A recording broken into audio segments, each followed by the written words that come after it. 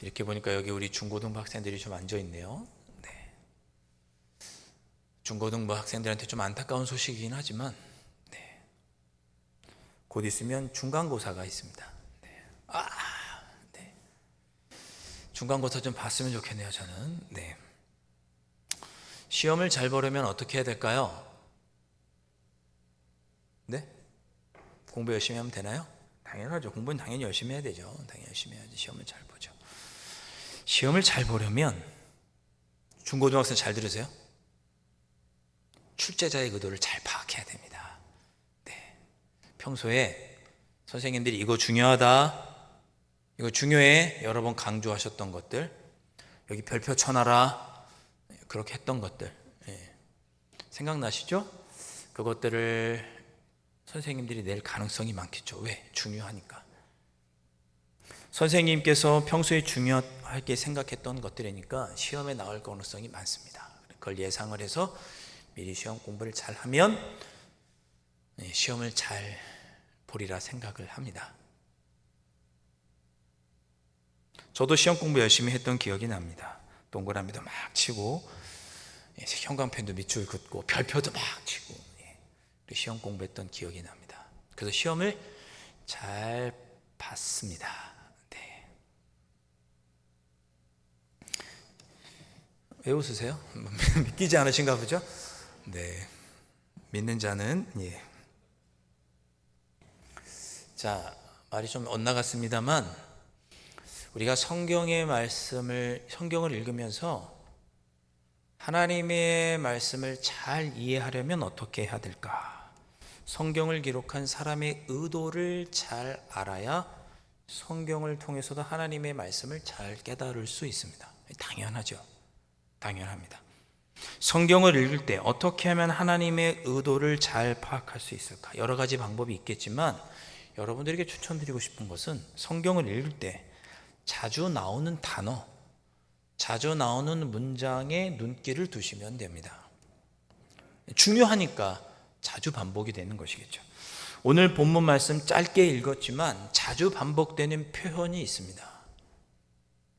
1절에 보면 하나님께서 모세에게 말씀하셨다고 기록하고 이어서 2절과 3절과 4절에 비슷한 표현이 계속 반복됩니다. 무엇이냐? 나 여호와 너희 하나님이니라. 이런 표현이 계속해서 반복이 됩니다. 그만큼 중요하다는 거죠. 여러분, 우리는 거룩해야 합니다. 왜요? 2절 말씀 보시니까 하나님께서 그렇게 명령하셨기 때문입니다. 2절 말씀 보시면 너희는 거룩하라 하나님께서 명령하셨습니다. 그 명령하신 분은 거룩하신 여호와 하나님이십니다. 3절 말씀 보시면 부모를 공경하고 안식일을 철저히 지키라 라고 말씀하셨습니다. 왜요? 하나님께서 명령하셨습니다. 4절 말씀 보시면 헛된 것들을 만들지도 말고 섬기지도 말고 거기들의 마음을 빼앗기지도 말라고 하나님께서 명령하셨습니다. 우리가 그것을 지켜야겠죠. 왜요? 하나님께서 명령하셨기 때문입니다. 그래서 하나님께서 명령하셨다는 것을 강조하기 위해서 나 여호와 너희 하나님이라는 표현이 계속 반복되는 것입니다. 여러분, 이 말씀이 별것 아닌 것 같지만 여러분 잘 기억하시면 좋겠습니다. 우리가 왜 거룩해야 될까? 이유가 없습니다. 하나님께서 명령하셨습니다. 무조건 하셔야 되는 것입니다. 타협할 여지가 없고 하나님과 논쟁할 여지가 없습니다. 우리는 그냥 거룩해야 합니다. 왜? 하나님께서 명령하셨기 때문입니다. 레위기 19장 전체를 보면 이렇게 하나님께서 나는 너희의 하나님 여호와이니라, 나는 하나님이다, 이런 표현을 쓰시는데 마치 노래의 후렴구처럼 모두 16번이나 이야기하십니다. 하나님께서 명령하셨다는 뜻입니다. 하나님께서 하라고 우리에게 명령하셨기 때문에 우리는 무조건 그렇게 해야 합니다. 심지어 19장 마지막 절 37절에는 이렇게 기록하고 있습니다. 너에게 명령하는 나는 여호와 하나님이니라. 하나님께서 명령하셨으니 반드시 우리는 거룩해야만 합니다. 이처럼 여러 번 하나님이 언급된다는 것은 하나님께서 거룩한 분이시기 때문입니다. 하나님께서 거룩하시니까 하나님의 백성인 우리에게도 거룩할 것을 계속 요청하시는 것입니다. 여러분, 한 주일 동안 얼마나 거룩하게 사셨습니까? 사랑하는 성도 여러분, 우리는 거룩해야 합니다. 선택의 여지가 없습니다. 거룩해야 합니다. 논쟁할 여지가 없습니다. 왜요? 하나님께서 명령하셨습니다. 거룩하셔야 합니다. 성경에서 9월은 거룩을 회복하는 계절입니다. 오늘이 9월 첫 주일이죠. 월삭 예배를 드리고 있습니다. 특별히 페르시아, 성경에는 바사 제국이라고 나오는데 9월을 가리켜서 기슬로월, 이렇게 9월을 발음했습니다. 9월은 기슬로월이라고 했습니다. 느헤미야는 이 9월에 페르시아 바사 수산궁에 앉아서 아닥사스다 왕 20년에 기슬로월 9월에 예루살렘 성의 소식을 듣고 울며 금식하고 회개하며 기도했습니다. 스가랴 선지자는 다리오 왕 4년 9월 4일, 정확하게 날짜가 기록되어 있습니다. 9월 4일에 금식하며 하나님의 말씀을 듣고 기도했습니다. 예수님 당시 유대 백성들은 기슬로월 9월이 되면 9월 25일부터 일주일 동안 성전 청결과 재봉헌을 위해서 온전히 기도하고 금식하고 성전을 정화하며 거룩하게 보냈습니다. 탁월한 영성가였던 오스왈드 체인버스 목사님은 9월 1일에 이렇게 묵상했습니다. 잘 들으시기 바랍니다. 삶의 목적이 무엇인지 계속적으로 자신에게 말하십시오. 삶의 목적이 무엇인지 스스로에게 계속해서 말하십시오. 삶의 목표는 행복이나 건강이 아니라 거룩입니다. 여러분, 한 주간 어떤 목표를 위해 살아오셨습니까? 오스왈드 체인버스 목사님은 이렇게 말했습니다. 거룩해져야 한다고 믿습니까? 하나님께서 내게 오셔서 나를 거룩하게 만드실 것을 믿습니까? 거룩하지 않은 자신을 향해 분노하십시오.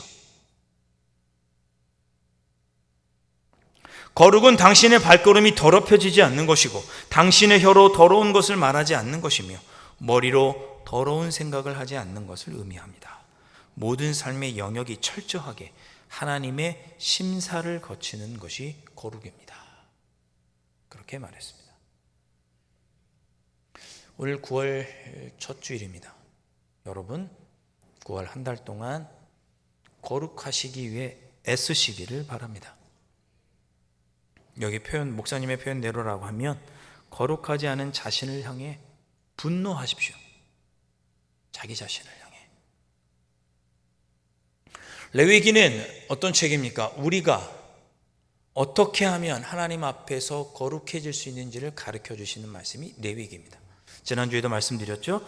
전반부인 1장부터 16장까지는 어떻게 우리가 하나님과의 관계에서 거룩해질 수 있을까?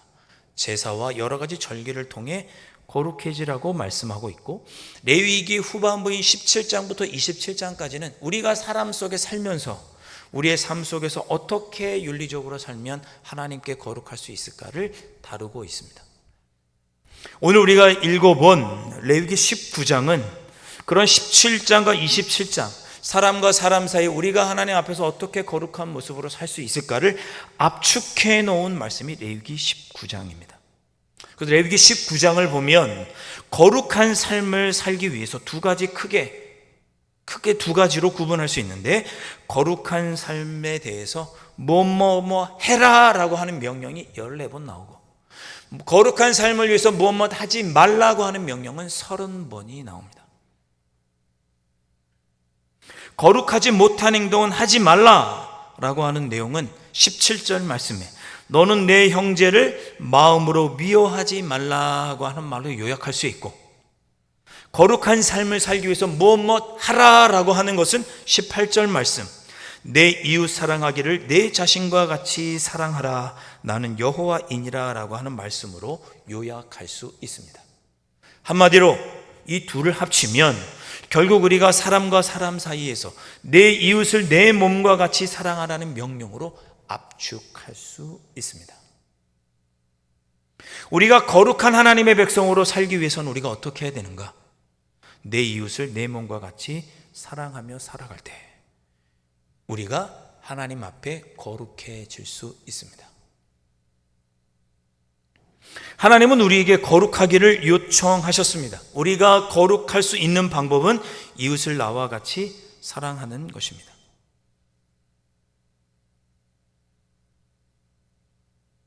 여러분 한 주일 동안 그런 의미에서 거룩하셨습니까? 여러분의 가족을, 배우자를, 자녀들을, 친구들을, 직장 동료들을, 교우들과 잘 지내셨습니까? 여러분 만나는 사람과 잘 지내셨습니까?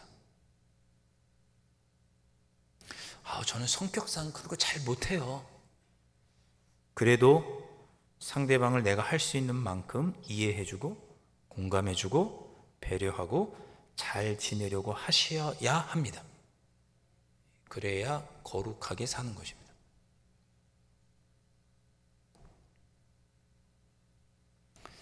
저도 잘 못해요. 저도 잘 못합니다. 오늘 우리가 말씀 읽어보면 우리가 우리의 이웃, 우리의 상대방과 잘 지내야 하는데 어떻게 하면 잘 지낼 수 있는지 언급하는 첫 번째 대상이 누구냐? 부모입니다. 3절 말씀 보시면 부모를 경외하라고 하셨는데 10계명 중에 5계명입니다.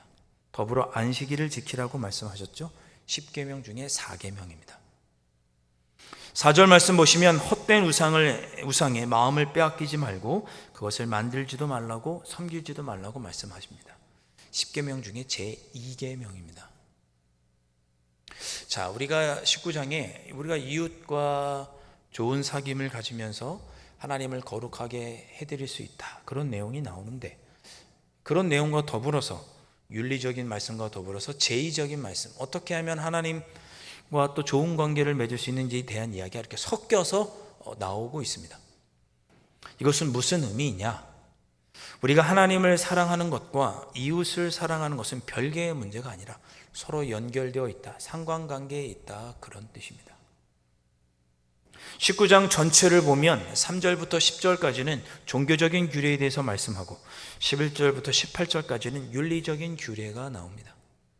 19절부터 37절에서는 이 두 규례가 확장되네요. 결국 이 두 가지 내용이 19장 전체에 나옵니다. 19장 2절 말씀에 너희는 거룩하라 이렇게 명령하셨습니다. 어떻게 하면 거룩해질 수 있느냐? 공식이 나옵니다. 종교적인 규례 잘 지키고 윤리적인 규례, 서로 사랑하는 삶을 잘 사랑하면 내 이웃을 사랑하기를 내 자신과 같이 사랑할 수 있다. 이것이 우리가 거룩해질 수 있는 삶의 공식입니다.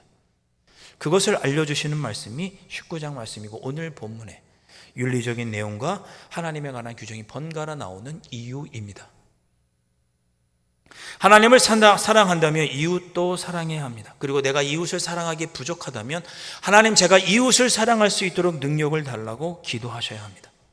그렇게 하면 하나님께서 우리에게 이웃을 사랑할 수 있는 마음을 주시겠다고 우리와 계약을 맺어주신 것이 신의 산 계약입니다. 이웃 사랑의 능력이 부족하십니까? 배우자를 사랑하고 이해할 수 있는 능력이 부족하십니까? 직장에서 동료와 친구들과 이웃들과 잘 지내고 싶은데 능력이 부족하십니까? 그러면 기도하시면 됩니다.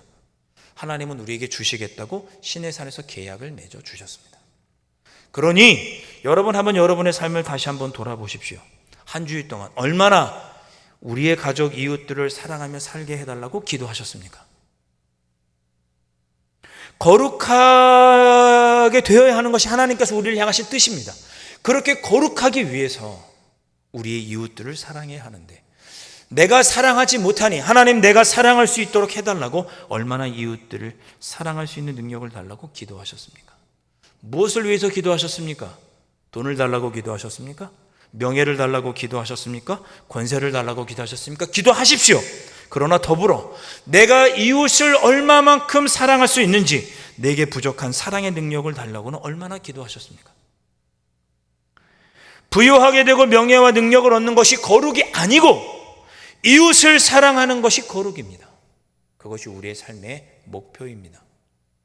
얼마나 이웃을 사랑하게 해달라고 기도하셨습니까? 거룩하게 해달라고 기도하지 않은 것이죠. 여러분, 다시 한번 여러분에게 당부드립니다. 구하란 달 동안 여러분 거룩하기 위해서 애쓰시기를 바랍니다. 하나님을 사랑하기 위해서, 예배와 기도와 말씀과 금식 여러 가지 방법을 통해 하나님을 사랑하시고 또한 우리의 이웃들을 사랑하면서 우리의 이웃들을 사랑함으로 하나님께 앞에서 거룩해지시는 여러분들 되시기를 바랍니다.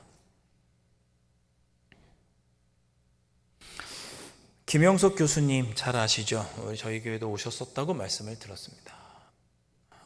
1920년생이신 105세가 되신 어르신인데 그분이 예전에 하셨던 이야기가 저에게 참 공감이 되었던 기억이 납니다. 이 김영석 교수께서 어린 시절 중고등부 학창 시절에 교회에서 목사님들에게 이런 가르침을 받았습니다. 얘들아, 주의를 거룩하게 지켜야 한다. 그런 가르침을 목사님들에게 들은 거죠. 그래서 그 말씀에 충실하셨습니다. 그래서 어떻게 했느냐?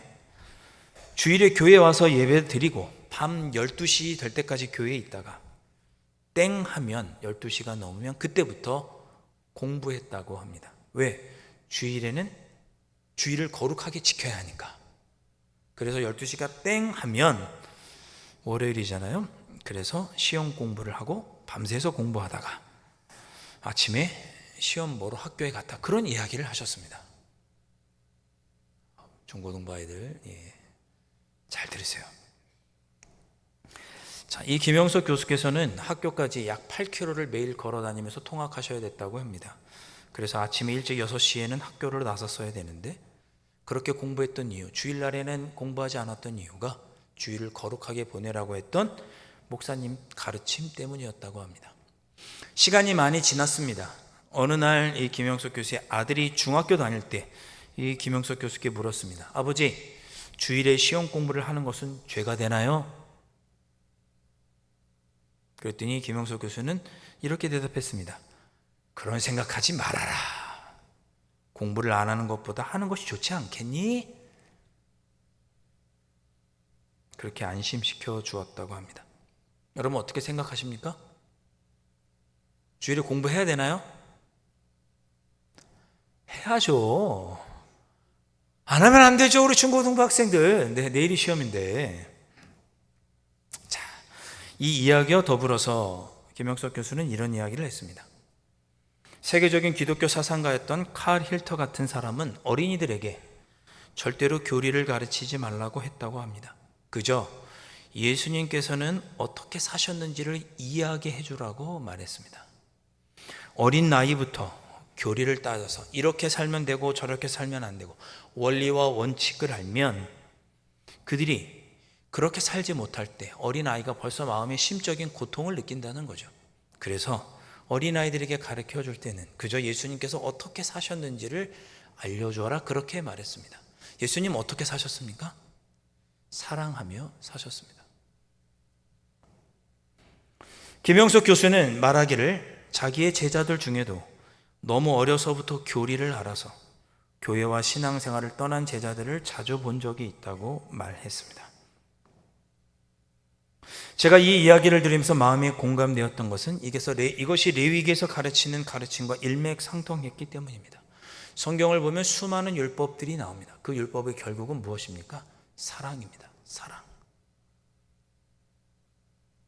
예수님도 십계명을 포함한 그 많은 율법을 두 가지로 요약하셨죠. 하나님을 사랑하고 이웃을 사랑하라. 하나님을 사랑하고 이웃을 사랑하는 것이 거룩이고 그것이 우리의 삶의 목적이 되어야 합니다. 안타깝게도 여러분, 행복이 목적이 아니고 명예와 권력과 돈도 목적이 아니고 하나님을 사랑하고 이웃을 사랑함으로 하나님 앞에 거룩해지는 것이 우리의 삶의 목표입니다. 그것을 위해서 기도하셔야 되는 거죠. 교회 역사에서 모든 교회 지도자들은 기독교 윤리의 핵심은 사랑이라고 말했습니다. 성 어거스틴도 기독교 윤리를 사랑이라고 말했고 모든 학자들이 기독교 윤리의 핵심은 사랑이라고 말했습니다. 기독교 윤리라고 쓰고 이웃 사랑이라고 행동했습니다. 사랑하는 성도 여러분, 하나님을 사랑하는 것만큼 우리의 이웃을 사랑하는 것이 거룩한 것입니다. 말씀을 정리하겠습니다. 레위기에는 우리가 어떻게 하면 거룩하게 살아갈 수 있는지 두 가지 방법을 알려주십니다. 제사와 절기를 통해 하나님을 사랑함으로 거룩해질 수 있고 이웃을 사랑함으로 거룩해질 수 있습니다. 여러분, 우리 거룩하게 사십시다. 일부 예배 때도 말씀드렸지만 바른 말 하지 말고 좋은 말 하십시오. 교회 안에서 정죄하지 말고 위로해주고 격려해주는 말, 바른 말 하지 말고 좋은 말, 고운 말, 배려하고 격려하고 위로하고 품어주는 말, 그것이 거룩한 것입니다. 여러분의 가정에서 여러분의 가족들과 이웃들과 친구들과 동료들에게 힘이 되어주고 위로가 되어주십시오. 그것이 거룩한 것입니다. 그렇게 살 때 우리가 거룩한 하나님의 백성이 되는 것입니다. 그런 구원을 보내시는 여러분들 되실 수 있기를 주님의 이름으로 축복합니다.